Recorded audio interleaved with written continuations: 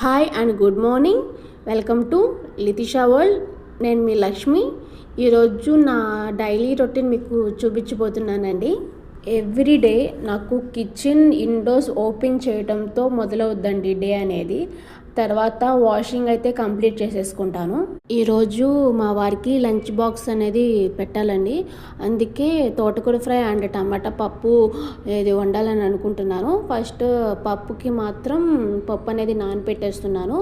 నేను పప్పుకి మాత్రం ఎర్ర కందిపప్పు అనేది ఎక్కువగా యూజ్ చేస్తాను. సాంబార్కి మాత్రం మామూలు కందిపప్పు యూజ్ చేస్తాను. బాగా 2-3 టైమ్స్ బాగా వాష్ చేసుకుని డ్రింకింగ్ వాటర్ పోసుకుని మనం ఒక 1 అవర్ అయినా పప్పుని నానబెట్టుకుంటే మనకి గ్యాస్ అనేది రాకుండా ఉంటుంది. ముందుగా పప్పు అయితే నానబెట్టేశానండి. తర్వాత ఇల్లంతా నీట్గా ఊడ్చేసి మాఫ్ అయితే పెట్టేసుకున్నాను. ఇదైతే నేను డైలీ అయితే మాఫ్ పెట్టుకుంటాను. నాకైతే చిన్న బేబీ ఉంది కదా, తను ఆడుకుంటుంది కాబట్టి నేను డైలీ అయితే మాఫ్ అనేది కంపల్సరీగా పెట్టుకుంటాను. చియా సీడ్స్ కూడా నేను ముందే కొంచెం సోప్ చేసి పెడుతున్నానండి. ఇది కొంచెం టైం పడుతుంది కదా నానడానికి.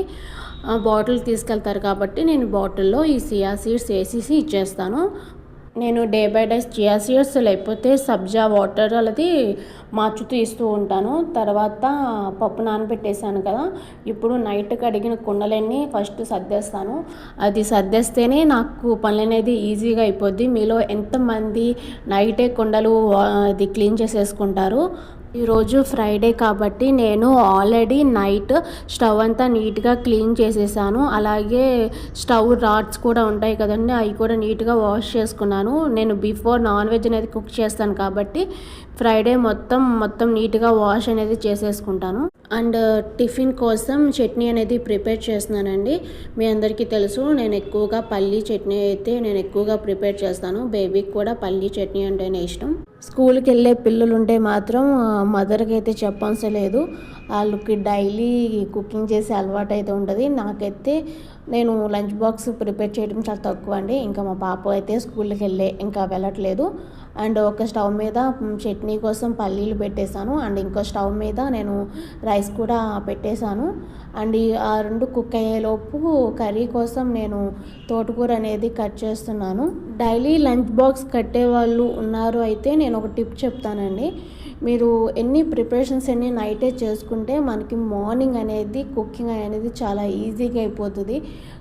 కట్ చేసుకునేది చాలా టైం టేకింగ్ పని అయితే అది నైటే కట్ చేసుకుని మనం ఫ్రిడ్జ్లో పెట్టుకుని ఒక 1 అవర్ ముందే ఫ్రిడ్జ్లో నుంచి బయట పెడితే మనకి అది నార్మల్ టెంపరేచర్కి వచ్చేస్తుంది కాబట్టి ఎటువంటి ప్రాబ్లం అయితే ఉండదు. మీలో ఎంతమంది ఆకుకూరలు అయితే తింటారండి? నాకైతే అంత ఇంట్రెస్ట్ అయితే ఉండదు. బట్ మా హస్బెండ్కి అయితే తోటకూర అయితే చాలా ఇష్టం.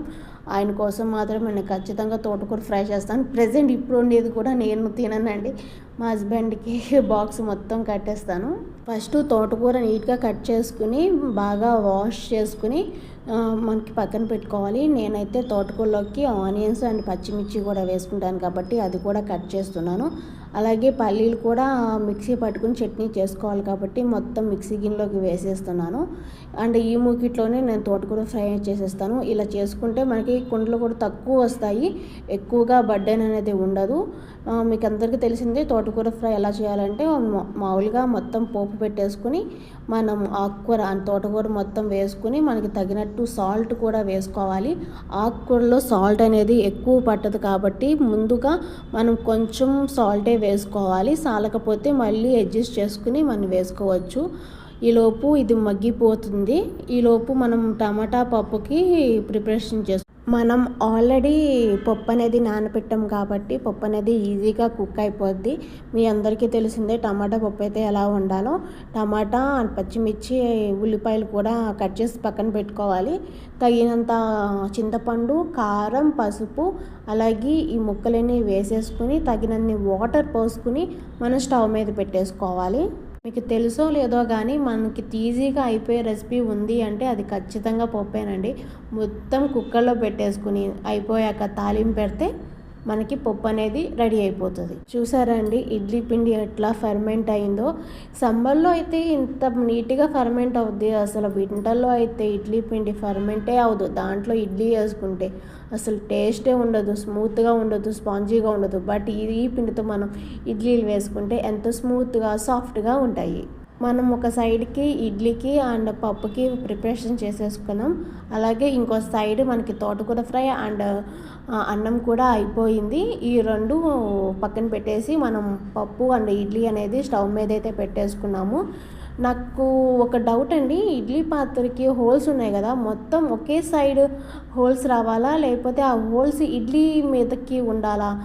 నాకు ఇదైతే కొంచెం కన్ఫ్యూజన్. మీకు తెలుస్తే నాకు కొంచెం కామెంట్ చేయండి. ఒక సైడ్ పప్పు ఒక సైడ్ ఇడ్లీ పెట్టేశానండి. ఆ రెండు కుక్ అయిపోతాయి. ఈలోపు మనం బయట ముగ్గేసుకున్నాము. ముగ్గు ఎలా ఉందో కామెంట్ చేసి చెప్పండి. ఈరోజు ఫ్రైడే కాబట్టి నాకు డైలీ ఏదన్నా డ్రింక్ తాగే అలవాటు అయితే ఉంది. ఒక గ్లాస్ వాటర్లో 2 టేబుల్ స్పూన్ వామ్ వేసుకుని బాగా మరిగించుకుని గోరువెచ్చగా ఉన్నప్పుడు ఆ వాటర్ తాగితే మనకి ఎంతో హెల్దీ అండ్ డైజెస్ట్ సిస్టమ్ కూడా చాలా మంచిది.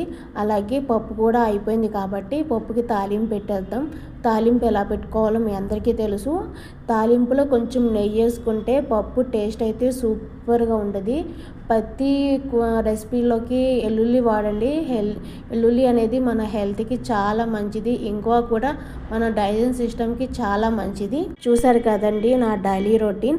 అలాగే ఇంకా మంచి వీడియోస్ చేసి మీకు చూపిస్తాను. అలాగే ఈరోజు ఫ్రైడే కాబట్టి పూజ కూడా చేసుకున్నాను. చాలా ప్రశాంతంగా జరిగింది పూజ.